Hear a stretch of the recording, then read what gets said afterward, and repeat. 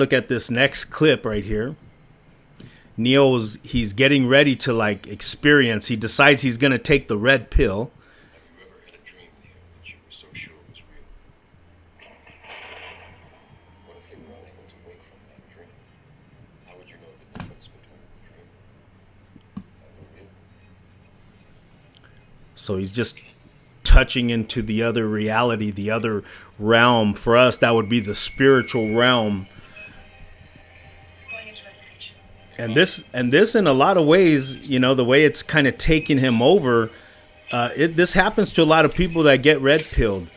And not saying, you know, that they get overtaken where they can't control it or something. I mean, they can't control themselves or something like that. It's just very overwhelming. And a lot of people I've encountered don't want to hear about this truth.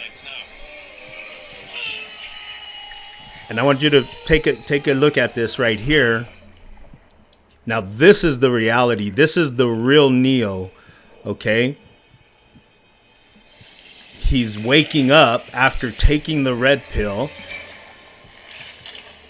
He wakes up, and guess what? That whole reality that he thought he was in was something being fed into his brain and more. This is the way. This is actually how demon spirits work. You know, they try to put their tentacles on us, so to speak. And look at what he realizes. He's one of many. As far as he can see, up and down and side to side, around. Nothing but what? Pods of people being, in this case, I think in the movie they say they're being, their energy is being used. You know, that's actually a very good likeness to how demonic spirits work. You know, they can't feel if they're spirits, and they have all the longings to want to feel, but they have no ability. They don't have a body, so they're unable to fulfill those longings, those desires that they have. I mean, look at this, all the way up and down. There's actually numerous movies that portray this too, you know, where whether it's aliens and that's a part of the whole Mystery Babylon lie, you could say, as well. Okay, so, but here's something I want to talk about, okay? This is the intro, and I want to give you some perspective on how to view this, because the challenge in presenting this kind of teaching, very challenging, because there's so many different, let's say, approaches to going at it. And that's where I say, hey, whenever I've researched or studied or read or, you know, watched things online or something like that, there's almost always people who are very proficient in their knowledge of certain areas that are a part of the Matrix, you know, which I'm calling Mystery Babylon. Mystery Babylon would be the better name to use. And I just say that it's just that most people aren't familiar with it unless you read the Bible, and specifically the book of Revelation. But Mystery Babylon, you know, there's many facets to it. And so, you know, in understanding that, it's like we could approach showing you things from any of these different avenues, and then they all kind of lead into the one origin, which I said is in the garden. It's in the Garden of Eden. You probably already can figure that out, what it is. But like, I'm going to go there slowly and surely. And I want to basically, in this series, is take you down the numerous paths that God has helped me become aware of. And then you can see the bigger picture. So I've never seen this specific movie, The Labyrinth, is what it's called. But the story is also, you know, a bit of history. And it's, I'll put it like this. It's one of their stories.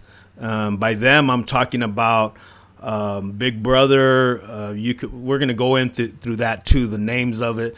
For a while I was calling it the Illuminati, just because it was a common name that people were familiar with. The problem with naming any of this other than Mystery Babylon is, like I said, it won't take you far enough further into the truth about their origins.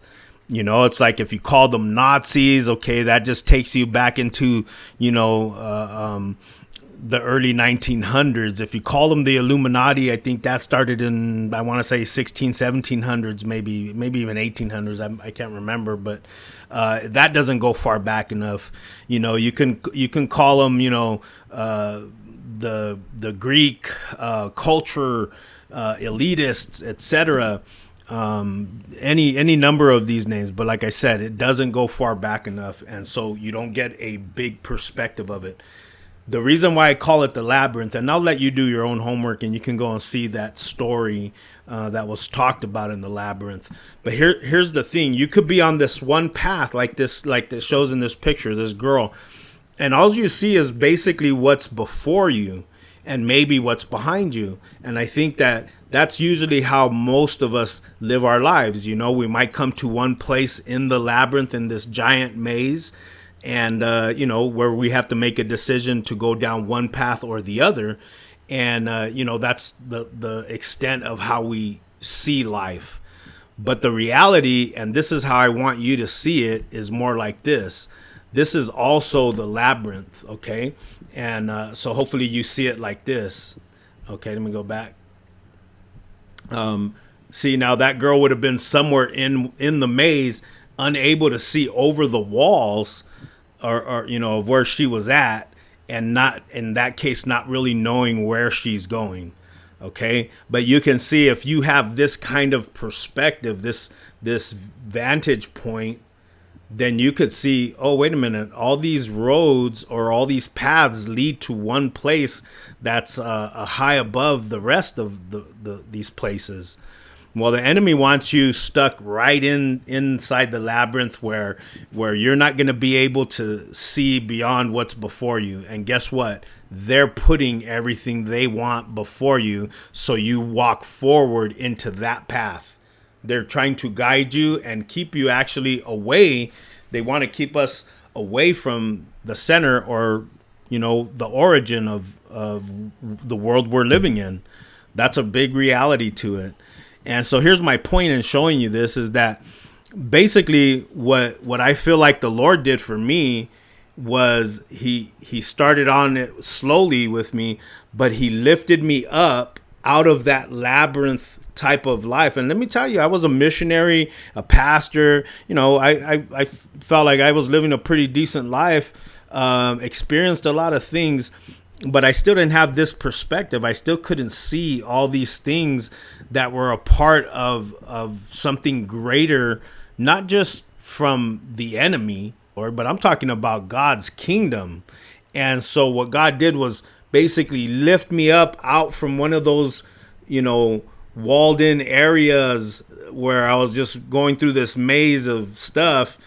And he put me at a vantage point high in the heavenly realm, and started giving me visions and dreams and different things so that I could see better. And when you have this perspective, it's like you start to see things so much more clearly. Okay, so, but here's what else I'm going to do. And like I said, we're not going to get into too much deep stuff today.